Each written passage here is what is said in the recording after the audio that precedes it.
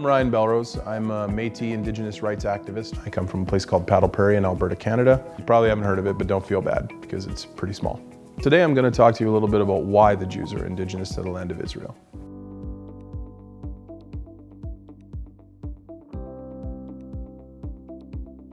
Indigenous status means that your people had a coalescence and a genesis. Everything that makes Jews Jewish, their spirituality, their traditions, their culture, their language, everything, it stems from Israel. If you actually look at the history of the land of Israel, you can see that at one point there was this people that came here.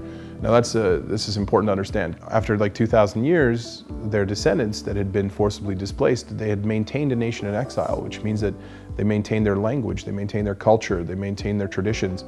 And despite the persecution and everything else that happened to them, the Jews managed to maintain a continuous presence in the land of Israel for over 3,000 years. And they maintained the core of their identity. And so when they had a chance to go home, they took it. And when they got home, I mean, that's pretty amazing. They came back and they built a nation.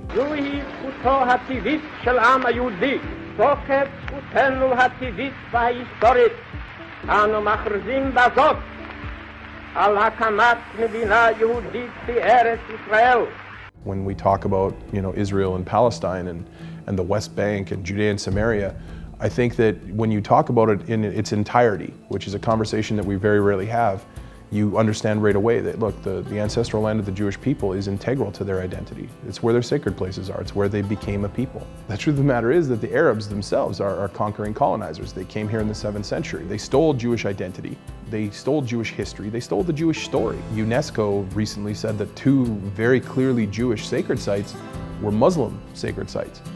And I think that if the UN is going to be honest, and if they're actually going to try to broker a real and lasting peace, they have to understand that indigenous rights, they grant you the right of self-determination on your ancestral land. If you call yourself a human rights activist, I believe that these are basic things that you should know.